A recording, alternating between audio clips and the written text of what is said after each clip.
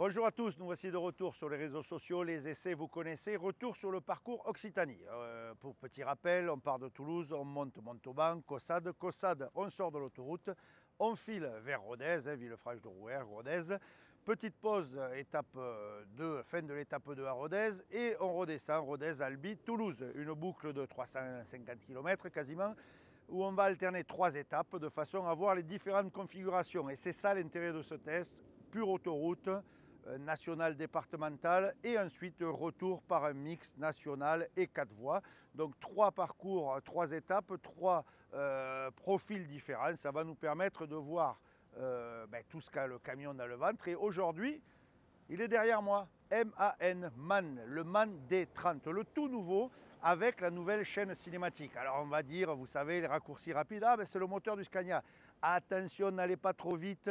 En conclusion, c'est le moteur du groupe Traton. Ça, c'est vrai. Traton, c'est bien aujourd'hui un gros groupe, un des leaders dans le monde. Ça regroupe MAN, Scania, mais aussi Volkswagen au Brésil et International aux États-Unis. Comme quoi, vous voyez, la mondialisation, c'est bien réel. Et Traton fait exactement la même chose que par exemple Daimler qui met ses motorisations sur les Freightliner, sur les Western Star, sur les Mercedes et bien d'autres. Ou bien encore plus près de chez nous, Renault. Vous savez, le groupe Volvo, on a Renault, Volvo, Mack également, même moteur. Alors ici, il n'y a pas que le moteur, il y a également la boîte. Et quand on fait un raccourci rapide, mais ça je vous dirai tout à l'heure, c'est le moteur Scania. Attention, on en parlera tout à l'heure, la configuration du moteur, l'architecture du moteur, ça a quand même un ADN de MAN. Mais on en parlera tout à l'heure sur la route. En attendant, 520 chevaux, nouvelle motorisation, nouvelle boîte, on va voir ce que ça donne. Et sans plus attendre, passons au volant et on fera tout à l'heure le tour de la cabine, mais avant, on va faire la première et la deuxième étape. Allez, on se retrouve dans la cabine.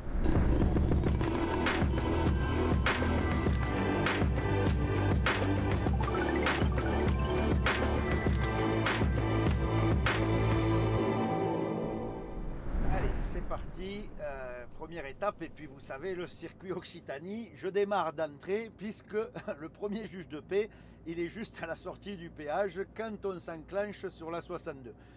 Pour ceux qui connaissent le terrain, la sortie Eurocentre, on attaque direct par une grosse côte et on part à basse vitesse puisque dans le virage on est à 50 km/h. Donc vous voyez, on se fait doubler par les camions qui eux se lancent, mais nous on démarre à 50 et c'est un bon indicateur. Ça va déjà nous dire ce que le camion a dans le ventre. Et bien déjà je peux vous dire, premier constat, le bruit du moteur, il est différent de ce qu'on connaissait chez MAN. C'est un peu plus rock, ça cravache et ça en tout cas donne une sensation de vivacité. Je regarde le camion, il reste sur son couple maxi 1300, 1350, on voit qu'il est bien calé et je monte à 71. J'attaque déjà plein milieu de côte, je suis à 71 et ça c'est plutôt bon signe parce que 71 à 40 tonnes sur cette côte là, disons que c'est pas mal du tout et surtout le camion reste là, voilà, 1200, il est 1300, 1200, 69, il peine un peu, on est sur le haut, mais c'est très très bien. Alors pour info, il y a écrit 18 520 sur la portière. 520, ce sont les chevaux, facile à se rappeler, mais les chevaux ils sont disponibles à 1900 tours minute, tout en haut. Le couple, 2650 Nm, et ça, 2650 Nm, c'est pas mal, parce que c'est disponible bien de 900 tours à 1300, 1400 tours, et on voit que le camion, il reste exactement dans ce régime-là. Alors, un truc qui me chagrine un peu, MAN n'affiche plus le rapport de vitesse. On ne sait pas sur quel rapport on est. Si vous êtes en D, on ne sait pas sur quel rapport on est. Mais force est de constater que, par contre, ça cravache, ça monte. Et voilà, il vient de changer son rapport, il redescend à 1000 tours. Mais en tout cas, c'est exceptionnel parce que, première sensation, ça a l'air de vraiment faire le boulot. Voilà, alors je me cale à 85 puisque c'est la règle. Vous voyez, on se fait doubler par d'autres, bon, notamment qui sont vides, mais je me cale à 85 km/h. Petit rappel de notre règle d'essai, on est à 85 pour se laisser doubler par les autres et pour ne pas être gêné par les matières dangereuses, de façon à pouvoir doubler. Pour l'instant, je suis à 85, mais le camion n'a pas passé son 14e rapport. À 14e, vous allez me dire, mais si on utilise la boîte du Scania, il n'y a que 13 rapports sur le Scania. Pourquoi le MAN en a 14? Allez, je vous le livre. Petite astuce de langage. Sur le MAN, vous avez 14 rapports parce que l'extra lente compte comme premier rapport. Sur le Scania, vous avez 13 rapports plus l'extra lente. Allez, c'est exactement la même chose, juste qu'on n'appelle pas un chat, un chien. Voilà. Mais en vérité, vous avez exactement la même chose sur l'un ou sur l'autre. C'est la même boîte de vitesse et ce fameux rapport overdrive sur le dernier rapport. Alors ici, on va l'appeler donc 14, sur l'autre 13. Mais blanc bonnet, bonnet blanc.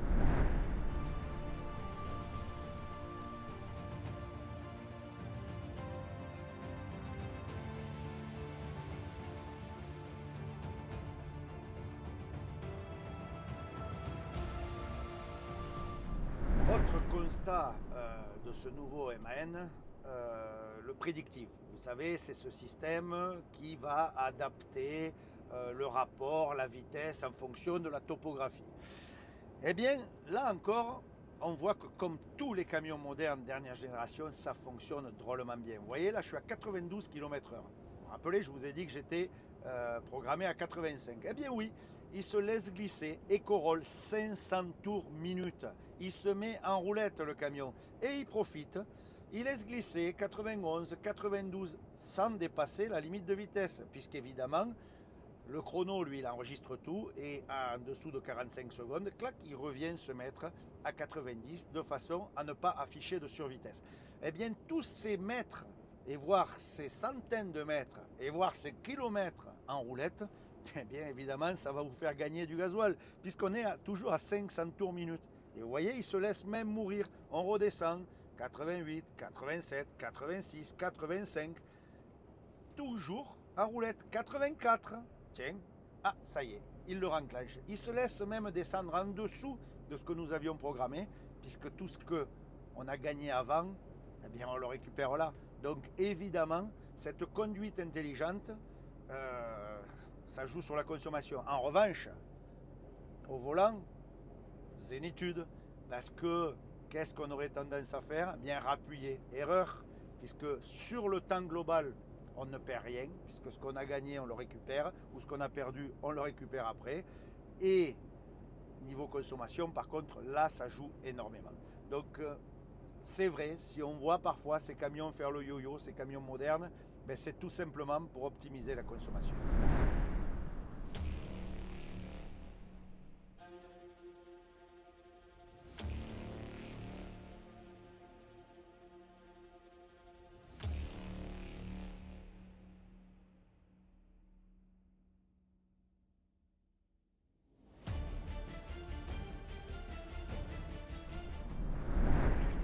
Les coulisses, je suis sur la rocade de Montauban. Enfin, c'est pas réellement une rocade, mais en tout cas, c'est limité à 80 pour les camions. Et bien là, je suis sur le 14e rapport, à 80 km/h. Je suis à 820, 850 tours minute. C'est incroyable. Là, on est vraiment au ralenti. Je peux vous dire que la conso, le moteur, on l'entend à peine ronronner.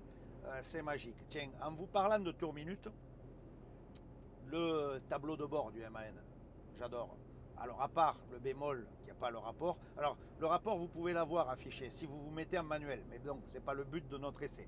Mais le tableau de bord numérique, et comme sur certains autres camions où j'ai pu faire des remarques, ici c'est bien, on a d'un côté la vitesse avec la vitesse qui s'affiche, de l'autre les tours minutes, mais là encore vous pouvez configurer votre écran comme vous voulez. Par exemple ici je me suis mis la distance, l'interdistance, l'ACC. Alors là aussi dans les essais, on ne roule pas avec l'ACC. Pourquoi? Parce que s'il y avait un camion ou une voiture qui se rabat un peu vite, le camion viendrait mettre un coup de frein et ça nous fausserait la consommation. De façon à être neutre, on roule entre guillemets à l'ancienne. Mais en tout cas, pour vous au quotidien, l'ACC c'est quand même magique parce que ça va s'adapter, Adaptive Cruise Control, hein, ça va adapter votre vitesse par rapport au véhicule et quand même niveau sécurité c'est pas mal. Alors c'est parfois désagréable parce que ça vient freiner lorsqu'on ne s'y attend pas, mais niveau sécurité, on va dire que c'est plus plus. Et ce MAN, justement, niveau sécurité, il a tout. GRS2, on a les anti-collisions, les miroirs cam, les rétro-caméras. Le rétro d'angle, là aussi pas mal du tout. Le rétro d'angle, on n'a pas à l'ancienne, comme sur le Mercedes, qui est un peu bizarre d'avoir des caméras et le rétro d'angle à l'ancienne. Ici, il est numérique et il vient s'afficher sur la tablette centrale. Et ça, c'est plutôt bien fait. Idem, quand on tourne, on a le grand angle. Tous ces petits détails, franchement, chez MAN, on a mis la barre assez haut et honnêtement c'est plutôt pas mal. De toute façon, de façon générale, c'est pas mal. Le tableau de bord, l'ergonomie, les matières, on se croirait un peu dans une Audi. Alors oui, c'est le même groupe, hein, c'est Volkswagen, mais en tout cas, position de conduite, tableau de bord, ergonomie, ça n'a rien à envier à son cousin suédois, hein. Honnêtement, le MAN austère, parce que soyons clairs, avant c'était carrément pas sexy. Je veux dire, aujourd'hui c'est terminé. C'est bien pensé, les tiroirs coulissants, les rangements, etc. C'est plutôt pas mal. Alors ici, je ne suis pas dans la cabine GX. Vous savez, la GX, c'est l'ancienne XXL avec le petit pare-brise, où il y a des grands coffres, etc. Non, je suis dans la GM. Et la GM, c'est sûrement ce que vous aurez le plus sur la route, hein, parce que c'est réellement le camion de flotte par excellence. Niveau équipement, même la GM, elle n'a pas à rougir, c'est pas mal.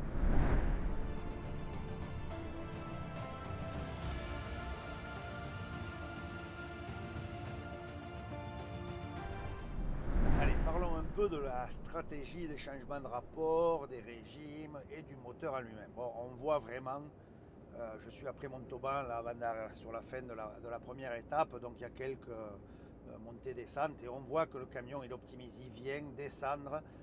Alors quand il est sur son 14e rapport, donc sur l'overdrive, c'est simple, à 85 on est en dessous, on est à 900 tours, on est vraiment au ralenti, ça veut dire que même à 90 vous êtes à 1000 tours, donc c'est vraiment très bas.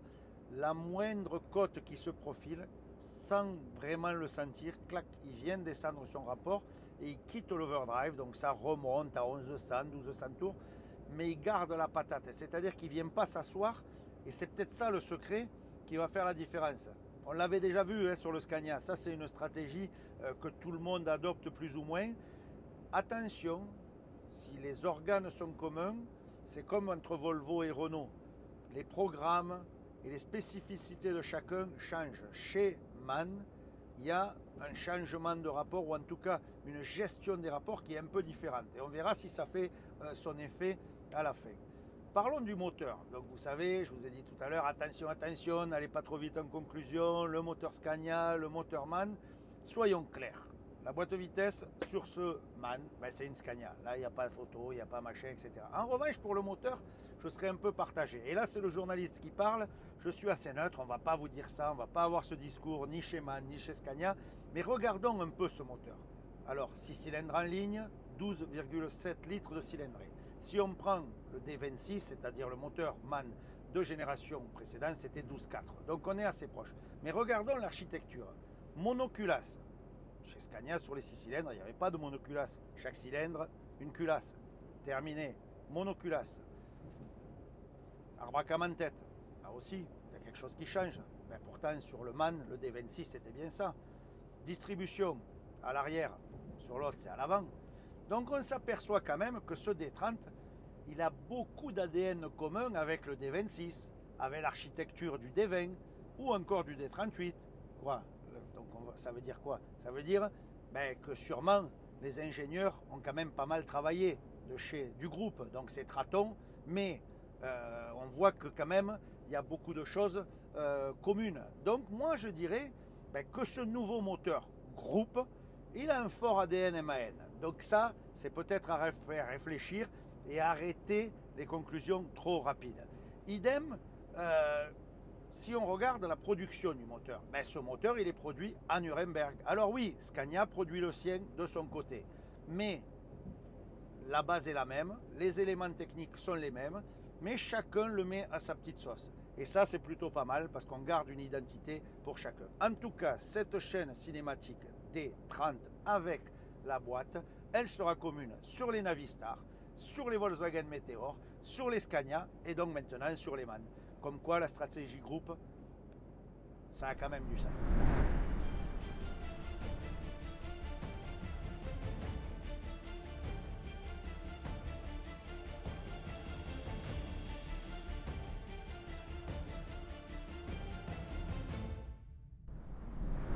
point sur les ronds-points. C'est pas un jeu de mots, mais il faut juste faire un point sur ce sujet. Car après Caussade, on enchaîne les ronds-points. Et là, c'est vrai qu'il faut conduire de façon optimum et pas en automatique. Vous savez que, par exemple, Mercedes a le PPC interurbain. C'est-à-dire que même si vous enclenchez le programmateur de vitesse, lui, il calcule, il freine avant le rond-point, il rétrograde, etc., etc. Mais c'est le seul à faire ça. Les autres, il vous faut le faire à manuel. Et on ne prédit pas encore la route. On n'est pas sur une stratégie de conduite autonome.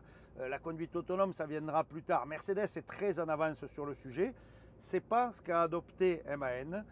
Si vous avez le Predictive Cruise Control sur autoroute, eh bien sur la nationale, c'est au chauffeur de faire la différence. Alors beaucoup préféreront, soyons clairs, parce que le tout automatique, c'est pas encore tout à fait rentré dans les mœurs. Le camion vous prévient lorsqu'il y a un rond-point, il vous dit attention, ici vous êtes limité à telle vitesse. Ça, c'est tout simplement GSR2, c'est-à-dire c'est la loi, ça doit l'indiquer, ce camion le fait. Mais par contre, soyons clairs, c'est le conducteur ou la conductrice qui reste maître à bord, c'est celui qui est derrière le volant, bien qui va décider de comment on passe. Alors là, bien pareil, dans ces enchaînements de ronds-points, c'est vrai qu'il est préférable de laisser glisser, de ne pas non plus accélérer comme un fou entre les deux, puisque de toute façon on est obligé de réduire la vitesse. Avec 40 tonnes, on ne va pas passer les ronds-points comme des avions. Donc cette stratégie-là, elle va aussi influer sur la consommation du camion.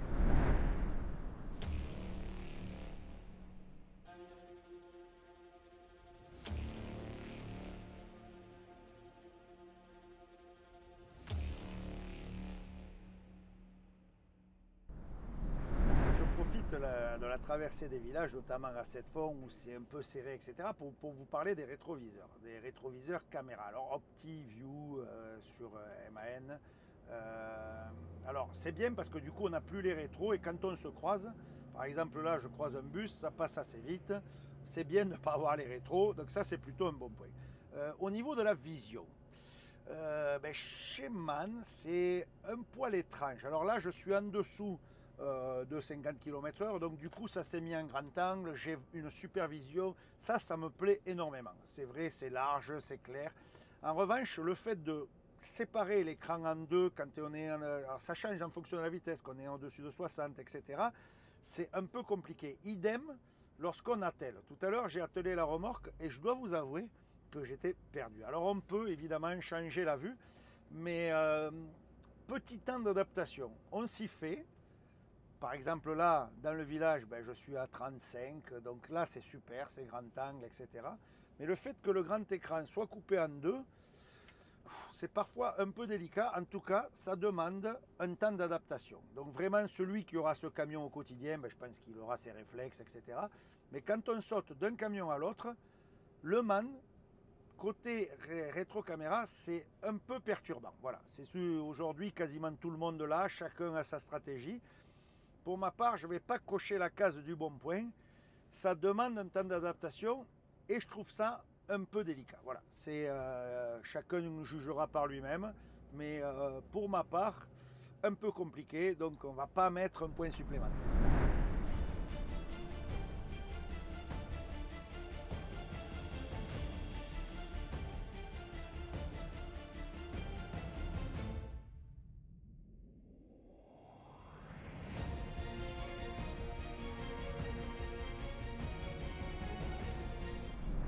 Voici arrivé à ma partie préférée, le passage Caylus. Vous savez, ce fameux village un peu typique, grande descente, grande montée. Et c'est là où on a le juge de paix. Descente 50 km/h. Mais sur ce MAN des 30, j'ai le retardeur, l'intardeur, pour parler en langage MAN. Le ralentisseur secondaire, ralentisseur hydraulique. Et comme, pour rappel, j'ai une boîte groupe, donc Scania, le ralentisseur de Scania, honnêtement, c'est ce qui se fait de mieux. Surtout qu'ici, c'est le 4700. Donc 4700, autant dire que je vais retenir parce que j'ai du couple. Alors, la descente à Caylus, c'est 50 km/h. Eh bien, regardez, je vais tout simplement aller faire 45. Je mets un petit coup sur le frein. Et ça aussi, ça rappelle quelque chose. Le cousin, on fait pareil. Et là, le camion, il a enregistré que je veux descendre à 47 et il descend à 47. Et là, il va gérer tout seul le frein à décompression puisqu'on l'a, le frein à décompression sur ce moteur, sur le D30, et il est efficace, plus le ralentisseur secondaire. Donc autant dire que là, franchement, c'est du velours, c'est du bonheur, on descend tout seul. Bon là, je veux faire encore baisser la vitesse parce que j'arrive sur l'entrée de Caylus, ben, je remets un petit peu, hop, et là, il va descendre à l'allure où je veux. Je ne viens pas faire crier le moteur, je suis à 1300 tours, c'est tout en douceur. Là, c'est le ralentisseur qui fait le boulot, je ne suis pas sur le frein de décompression. On voit que la gestion se fait toute seule. Il descend un rapport, et maintenant que je suis à basse vitesse, tac, ça prend le relais, et c'est le frein à décompression qui fait le boulot. C'est génial. Franchement, c'est la combinaison des deux mondes. Hein. C'est pour moi la meilleure combinaison, puisqu'on a aussi bien le ralentisseur secondaire que le frein à décompression. Mais c'est juste magique. Ça passe tout seul, et honnêtement, au niveau sérénité de conduite, je crois qu'on est très haut placé. Là, vraiment, rien à dire. Je suis à 30 km/h dans Caylus. Ça passe crème, je prends zéro risque. Ben, pour moi, j'adopte. Hein. C'est comment qu'ils disent dans Savel Star, c'est j'achète. Ouais, ben là, franchement, j'achète.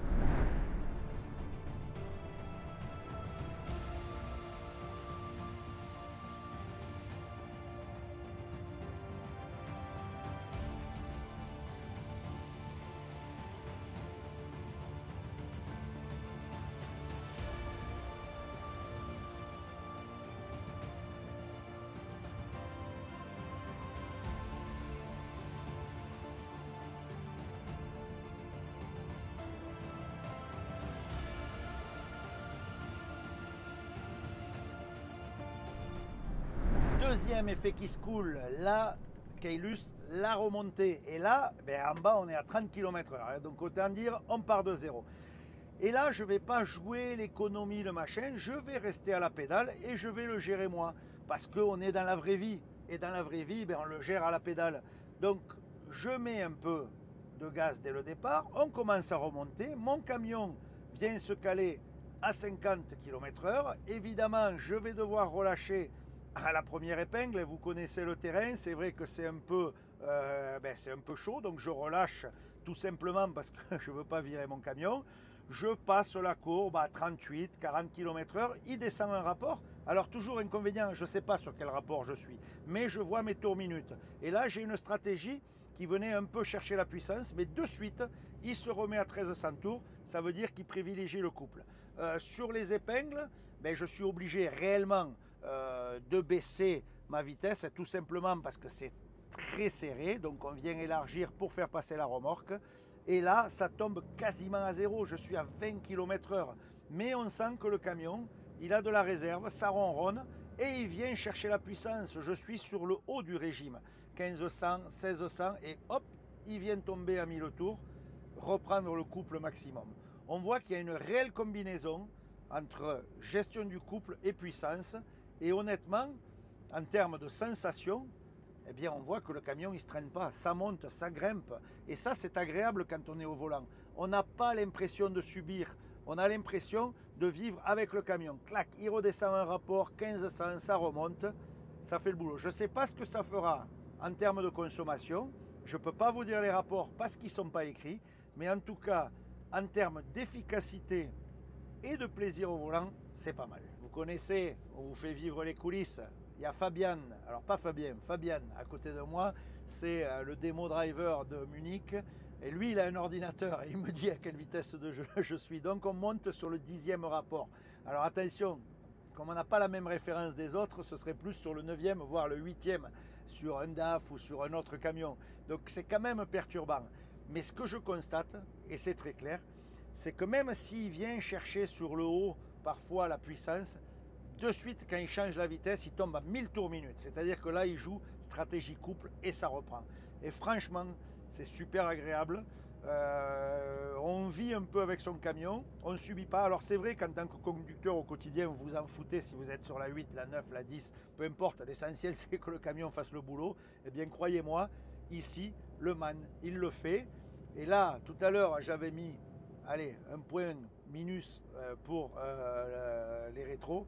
Là, je vais mettre un gros plus sur le tempérament du moteur. Franchement, sur cet itinéraire, plaisir de conduite au rendez-vous, aucun doute là-dessus.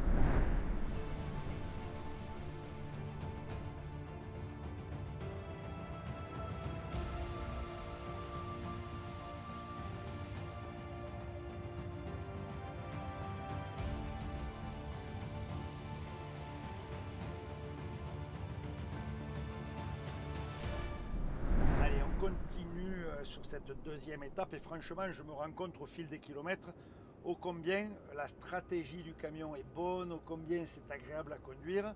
Mais j'ai encore un autre point. Et vous savez que c'est un point qui revient souvent quand vous voyez mes vidéos, le bip bip. Vous savez, le fameux bip bip européen, celui qui nous est imposé par ces bons penseurs de l'Union européenne, vous savez, ceux qui dirigent les bureaux, qui ne sont jamais allés sur le terrain. Eh bien, eux-mêmes, là, ils nous ont obligés, plein de signaux, là, bap bap, ça s'affiche ici, ça s'affiche là-bas, et le bip bip. Eh bien, j'ai une bonne nouvelle. J'ai une bonne nouvelle pour les utilisateurs de MAN. C'est que vous pouvez régler le son du bip bip, en tout cas le niveau sonore du bip bip. Alors ça vous donnera l'alerte comme sur tous les autres.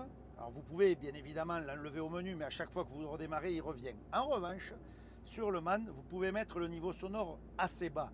Donc vous entendez le bip bip, mais il ne vient pas vous casser les oreilles. Et vous pouvez couper le contact, remettre le contact, le son restera toujours au même niveau. Et bien ça, c'est 3 étoiles, hein, parce que franchement, ça c'est bien, et ça évite ce bip bip désagréable, parce que dès qu'il lit un panneau, eh bien il vous indique que vous êtes en survitesse. Même si vous êtes à 61 au lieu de 60, ou peu importe, il va venir sonner. Eh bien le fait d'avoir un niveau sonore bas, au fil de la journée, ça c'est plutôt pas mal. Donc bravo MAN, encore un bon point.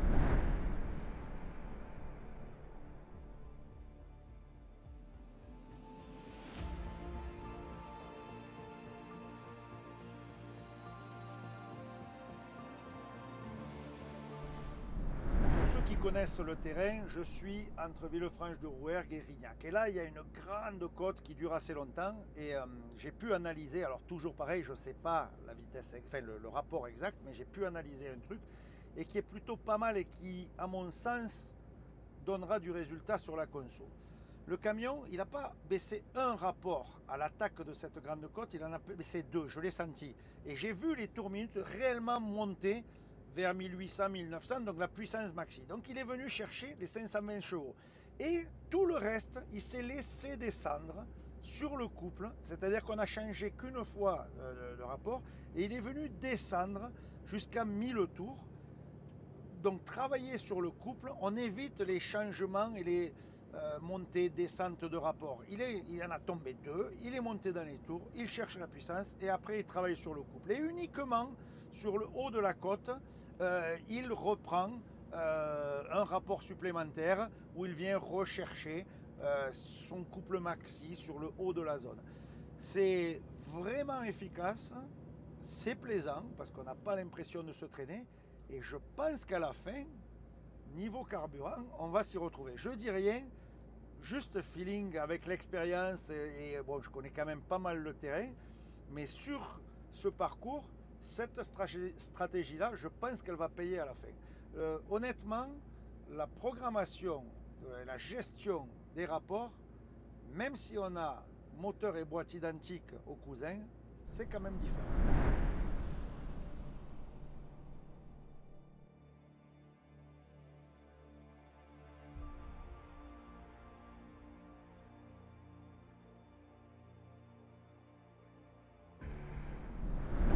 Du tempérament du camion, je suis à les 16 km avant Rodez et pour ceux qui connaissent, il y a des petites descentes, quelques coups de cul, des montées. Et là, j'ai mon cruise control programmé sur 80 et je laisse faire le camion. Et franchement, c'est phénoménal parce que le ralentisseur secondaire plus le frein à décompression, ça gère les descentes. Et niveau tempérament sur les remontées, ça cravache. Alors pourquoi ça cravache? Je vous ai parlé tout à l'heure de la boîte de vitesse, du moteur, mais on a oublié un troisième élément sur la chaîne cinématique, le pont. Et le pont moteur ici, c'est un MAN. C'est pas un pont du groupe, c'est pas un pont Scania, c'est un MAN. Et rapport 2,52. Rapport hyper court. Contrairement, rappelez-vous, on a fait il n'y a pas longtemps un DAF à 2,05. Ici, on a 2,50. On est un rapport long. Mais du coup, avec l'overdrive, on arrive à des régimes bas quand même sur le dernier rapport. Mais par contre, sur les routes comme ici, ben, ça donne du tempérament. Parce que on a cette sensation de puissance et ça reprend. Ben, ça, c'est la combinaison overdrive et un pont relativement court. Ben, franchement, ça fait le boulot. Et c'est pour ça qu'il cravache ce camion. C'est pas trop l'aspect puissance. Il n'y a que, entre guillemets, que, c'est déjà pas mal, mais 520 chevaux. C'est pas non plus un avion de chasse. Mais vous voyez, clac, il vient de le faire. Vous le voyez en live. Il redescend. Il a mis le rapport. On est à 1700 tours minute. Donc il vient chercher la puissance et ça monte. Honnêtement, c'est super efficace. On va voir tout à l'heure, je donnerai les conclusions à la fin, ce que ça donne au niveau conso. Mais en tout cas, tempérament, réactivité, ça fonctionne. Combinaison moteur, boîte, pont. Je dirais que, comme j'ai l'habitude de dire, ça fait le boulot.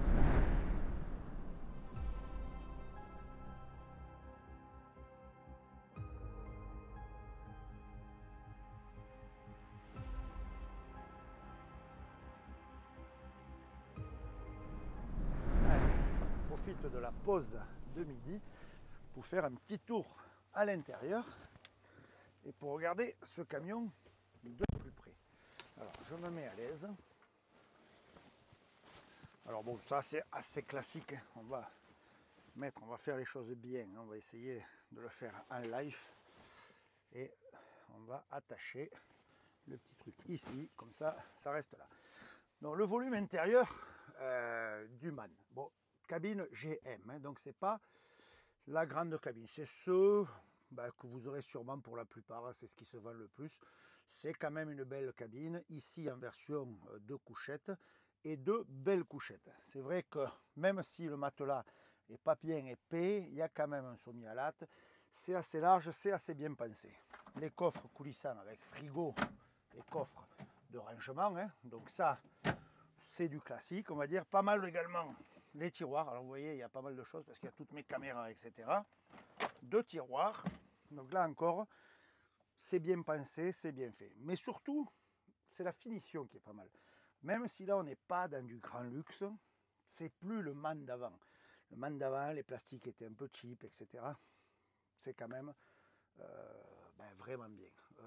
Sellerie, là encore, billes Alcantara, un peu de cuir. Alors tout le monde n'aura pas ça, soyons clairs, mais c'est bien. Position de conduite, là encore, vraiment, vous trouverez la position qu'il vous faut. Alors vous savez, on dit souvent le Scania, le Scania, le Scania. Ben, le cousin germanique, il est pas mal non plus. Parce que regardez, la position, vraiment, vous trouverez ce qu'il vous faut. Et franchement, quel que soit le gabarit, ça fonctionne. Peut-être, si je devais reprocher quelque chose, les grands auront peut-être un peu plus de difficultés parce qu'on vient buter derrière. Pourquoi? Parce qu'on a la grande couchette. Sur les Mercedes, par exemple, ça se relève, donc c'est quand même différent. Donc ça, c'est peut-être, allez, le petit bémol, je veux dire, sur ce véhicule. Peut-être que les grands, alors c'est pas mon cas, hein, donc les grands, ils trouveront pas leur bonheur. Mais en tout cas, finition, alu brossé, tableau de bord, etc., c'est bien. Allez, comme on n'est pas sur la grande cabine, les coffres en haut, c'est un peu petit. C'est un peu petit, ça manque, bon. Mais c'est quand même très bien par rapport à la plupart des camions du marché. On n'est pas dans un grand routier où on a du volume. Le coffre ici, coulissant, ben là encore, c'est bien parce que vous ne le prenez pas dans la tête quand vous êtes au milieu. Donc c'est plein de petits détails qui prouvent que ce camion, il a été pensé. Regardez, les rangements derrière, dans la couchette. Pareil, une commande ici, on peut commander des prises, des USB, des allumes-cigares.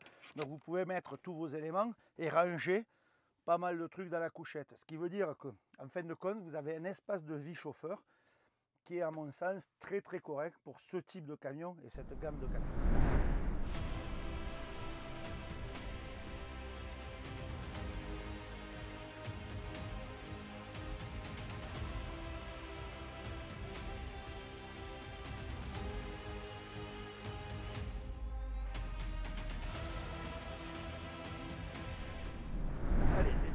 étape 3. Donc on a fait la pause et on en a profité pour manger à Nus avec notre ami Pierre Commemal, évidemment, LCR Event, vous connaissez.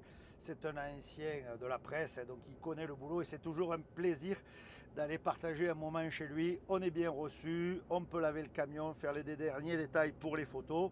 Honnêtement, on gâche pas, on gâche rien à passer par là et c'est toujours un moment très sympa. Très sympa également, un détail dont je n'ai pas encore parlé, la correction de trajectoire. Alors vous savez que ça aussi, ça fait partie des nouveaux packages sécurité made in Europe. Bien sur le MAN, c'est pas très intrusif. C'est vrai que ça nous maintient dans la voie, ça corrige un peu la trajectoire, ça évite évidemment les fautes d'inattention, mais c'est pas violent, c'est assez smooth et efficace. Donc ça aussi, c'est encore à mettre dans la colonne des bons points. Parmi toutes ces sécurités obligatoires, certaines sont mieux vécues que d'autres. Et ici, sur le MAN, dernière version, je dirais que ça fonctionne bien. Cette correction de trajectoire, c'est vrai que quand on est sur les petites routes, comme ici en Aveyron, c'est pas toujours évident, mais c'est quand même parfois utile à vous remettre un peu. Allez, on l'a tous fait, on va pas se dire, on répond à un truc ou on regarde le GPS, machin, on a d'autres sources d'occupation. Eh bien, ça peut vous éviter de faire un écart et quand même c'est assez efficace. Voilà, il fallait le préciser. Le MAN le fait très bien, ça s'indique au tableau de bord, on a les lignes vertes, on a tout ça, ça vient vous remettre l'alerte toujours à niveau bas parce que ça ne vous casse pas les oreilles.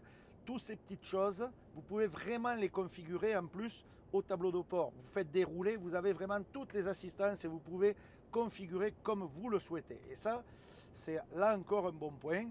Ça évite d'être non plus trop, trop intrusif, trop contraignant, etc. Je trouve que c'est un bon compromis. Voilà, avis personnel, chacun jugera s'il a l'occasion d'essayer. Voilà. Maintenant, on amorce Rodez, on va redescendre sur Albi. Disons que c'est la partie facile parce qu'on sera sur la N88, 4 voies et c'est assez roulant. Donc, c'est pas la partie la plus difficile pour le camion. Mais bon, il faut de tout pour faire un monde, comme on dit. Allez, on se retrouve tout à l'heure. Pour l'instant, passons Rodez.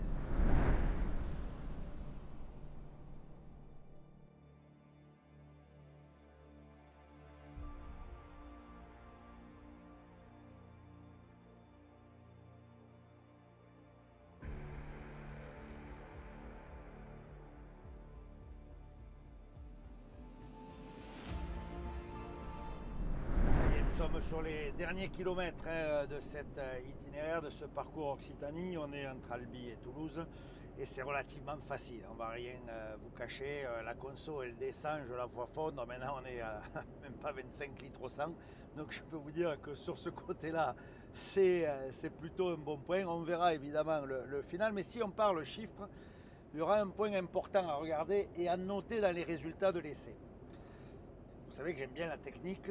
Eh bien, ces nouveaux moteurs, nouvelle génération MAN, alors Traton on va l'appeler, il n'y a pas de GR, c'est suppression totale de l'EGR. Alors c'est un peu une tendance, on a ce qu'on appelle, récemment on a eu un DAF, il y a le Smart GR, on prend la régénération que sur 3 cylindres au lieu des 6, etc. Bon, sur le MAN, c'est totalement supprimé. Donc là c'est plutôt, je dirais, un bon point, parce que soyons clairs, qui dit EGR dit emmerdement à la suite, donc s'il n'y en a pas c'est mieux. En revanche, il y a un bémol, et on va sûrement le voir tout à l'heure.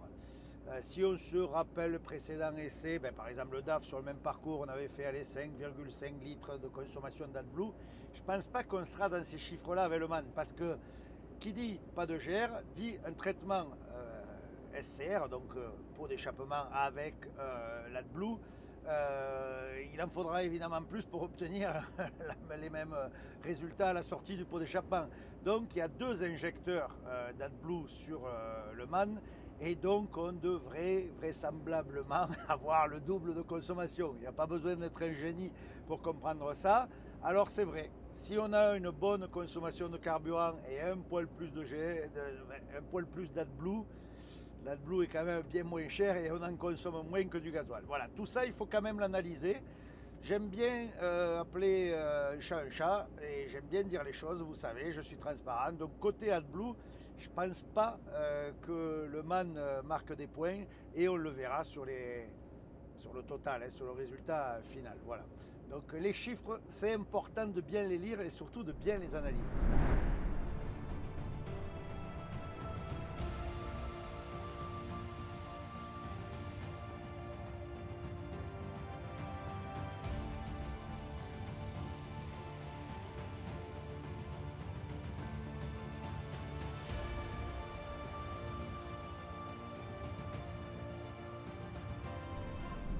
Ça y est, nous arrivons bientôt au point final de notre essai, puisque nous sommes sur Toulouse. Nous venons d'arriver au péage de l'Union et on va attaquer le périphérique. Alors bon, je vous donne les coulisses. Normalement, le trafic devrait être bon. Il est 16 h, ça ne devrait pas être encore bouché. D'autant que nous sommes en période de vacances. Vous savez que quand vous voyez la vidéo, c'est pas quand on la tourne. Donc, période de vacances, ça devrait rouler. On fait la conclusion tout à l'heure. Mais pour l'instant, quand je regarde les chiffres, rien qu'ici, sans faire les calculs, je sais qu'on ne sera pas mauvais du tout avec ce match. Allez, c'est l'arrivée, c'est le moment de la conclusion. Vous reconnaissez la station et nous sommes à l'Arena au centre routier. C'est de là que nous sommes partis ce matin et c'est là où on vient faire les totaux. Et quand je fais les totaux des 3 étapes, eh bien ma foi, ce nouveau MAN, il est pas mal du tout. Et si je regarde le cousin derrière, je pense que le cousin, il a du souci à se faire parce que maintenant que la chaîne cinématique Moteur Scania, enfin Moteur Group, on va arrêter de dire Moteur Scania, mais Moteur Group et boîte Group, eh bien l'addition, ça change la donne. Donc on va bientôt passer le dernier Scania sur ce parcours-là, on verra ce que ça donne. Mais en tout cas, pour le MAN, je peux vous garantir que c'est bien. Je vous donne les chiffres. On retrouvera évidemment tous les détails, les fiches techniques sur le site internet. Mais sur l'étape 1, on est à 21 litres au 100. Je vous rappelle, on est chargé à 40 tonnes. Alors c'est vrai, l'étape 1, elle est facile. Sur la 2, bon ben là, il n'y a pas de mystère, on franchit Caylus, etc. On est à 39 litres au 100, donc évidemment, là, ça cause. Et sur la 3, on est à 24 litres. Mais je vous laisse faire le total. La moyenne, elle est plutôt très bonne. Ça veut dire quoi? Ça veut dire que le MAN nouvelle génération, eh bien, il change de catégorie. On vient le placer dans les premiums. C'est plus le low cost du fond. Non, non, il vient jouer avec les grands. Et c'est vrai qu'il rejoint son cousin. Donc le groupe Traton a bien tout juste sur toute la ligne. Reste maintenant à essayer un Scania sur le même itinéraire de façon à voir ce que ça donne. On se retrouve très vite sur les réseaux sociaux. N'oubliez pas, truckstop.fr. Venez rejoindre la communauté. Bonne route à tous, soyez prudents et à très vite. Ciao, ciao.